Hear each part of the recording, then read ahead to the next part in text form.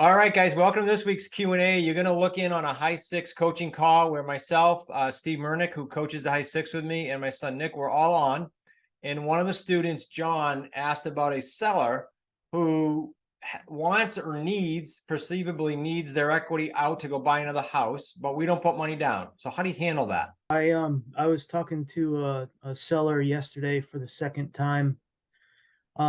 He's been on the market now for I think it was six months or so, and with a realtor, and claims that road noise, long driveway, a steep driveway, um, is kind of been a deterrent for the sale of the house.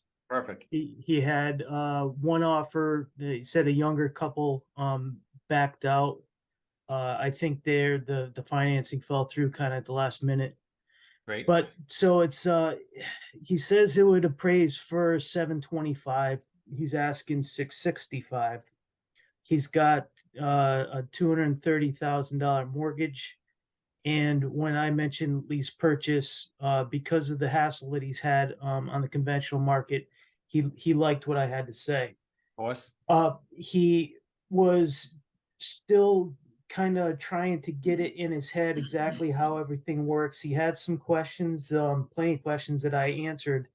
And between the first and second call, he actually was trying to come up with a way that he could make this work because he needs money for his move. He wants to actually buy $1 million house, and he's going to need at least $300,000 to do that.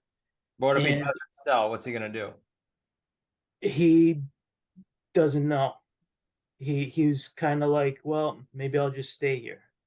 But he wants to move. He sounds pretty, he sounds like he really wants it. But so in the meantime, between the first and second call, he was trying to come up with ways that he could try to think that this would work. And when I talked to him the second time, he says, well, how about if I take out a home equity loan that'll give me the money to be able to go to my next spot? He goes, how does that work for you? I said, well, that would, It's a fantastic idea. Yeah. um, Not coming from you. That would have been the next comment. I thought Steve was shaking his head too, probably going to tell you the same advice. So the fact that he said it is great. Now the rates are screwy right now, so you just got to get the math. well, yeah, okay. Now that would be my next question would be, he was saying that his mortgage payment, his existing mortgage payment is $2,200. Figures that figures what's that? It definitely is going to go way up. Yeah, well, so if he did a home equity loan, he's figuring that the house would probably max out for rent at somewhere around $4,000. So that would screw me for the spread. Well, right? let's do the math. Let's do the math here. Say it appraised at 7, which I'm just using round numbers. It might not in this market. He's not going to get more than 80%, right? On a HELOC. Right. That's 560. He owes 230. What's that? 200 something grand. So he's not going to get his 300, but he's going to get 2 something. Ask him if that's going to be enough. That's if it maxes out at 700 grand. So at 700 grand, 560. Who has a calculator? What's 7.5%? 30-year AM on 560. Yeah, I don't have my calculator on me. Anyone have a mortgage calculator? Anybody have one open before I start looking at this? I was going to say some scripting too for you, John. First off, you're not at the stage for you to be saying no to anything yet because you shouldn't even be doing this research. So what I would say to you is that when people go and do a HELOC or something like that, before they even close out the loan, they give them the projected payment. So until you receive that, you don't have to worry about wondering if it's going to be too high or anything. When he goes through the process of refinancing, they're going to give him that estimated payment before they close, and then you can assess. Okay. Okay. Cool. Also, Steve, I love it because then it also, John, you're opening the door without doing shit, and then he comes back like he's gonna be vested by the time he gets to that point. Now he like needs you. Yeah. Yeah. So just say, great idea. Go get your projections and let's look at it together. But yeah, that's a great idea. Okay. Well, I mean, I left it as I was gonna. I said I'm gonna talk to my partners, see what they have to say. I think we might be able to do something for you, but give me a day or so. I'll get back to you. So I'll give him a call right after this, and Yeah, just like you just said, I'll tell him, yeah, go ahead, see what you can do. Mm-hmm. The statement Steve's talking about, the second he applies, he's gonna get that. Okay. He's gonna get all those numbers. Mm. Okay, that soon? Well, as soon as he applies, they're gonna make him fill an application, and that application is gonna be followed by or accompanied by the truth in lending. Yes. Mhm. Gotcha. And then real quick scripting for any of y'all, if you ever bring up refinancing to your sellers, it's received very differently if you, depending on one or two ways that you do it. So if you were to tell them, you can go ahead and refinance, they don't receive that information while hearing some stranger tell them to refinance their house. If you say it in a way that's disarming and you say it along the lines of, hey, listen, I'm not sure if this works for you, but well, I've actually seen sellers like yourself that have actually done this in the past that seem to work very well for them. That sounds very different hearing it from someone else like them other than coming from you. And what they do is they go refinance. We take on the new payments on the house. They have their money to move forward to do that next thing. And then we can still work together. I don't know if that works for you, but that's worked well with other sellers that I've worked with in the past. That sounds very different coming from somebody else instead of coming from you.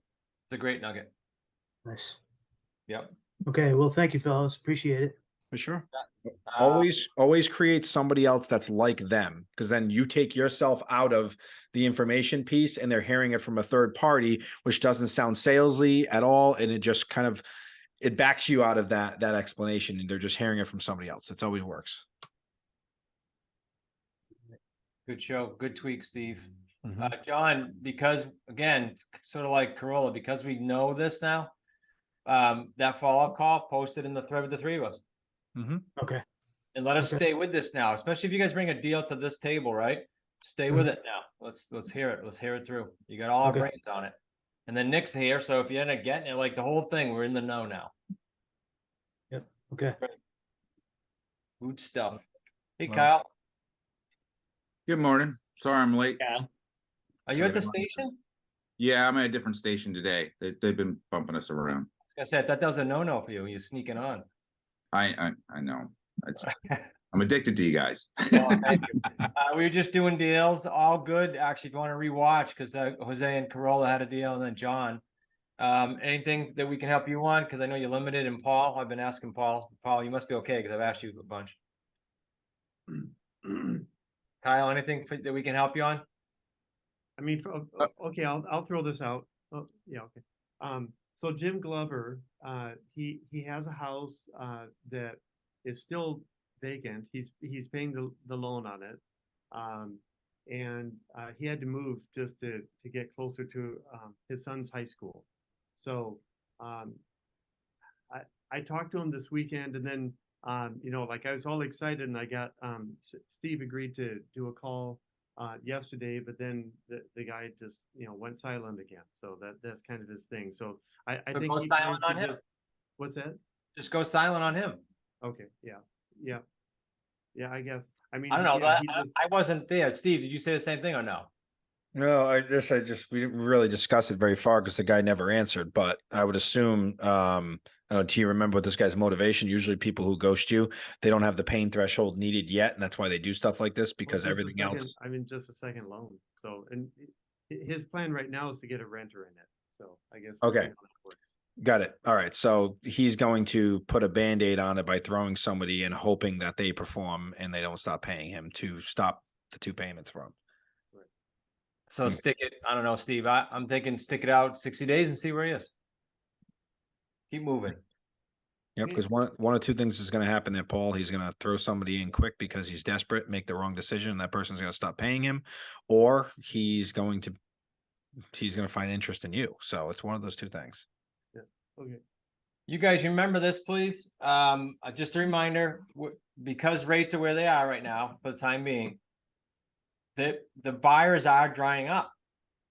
Yet some of these properties have great rates. So this is perfect. Just keep moving. I know you have limited time, but you've been steady with getting a few calls. Yeah. Just keep moving. Okay. I love it. I love it.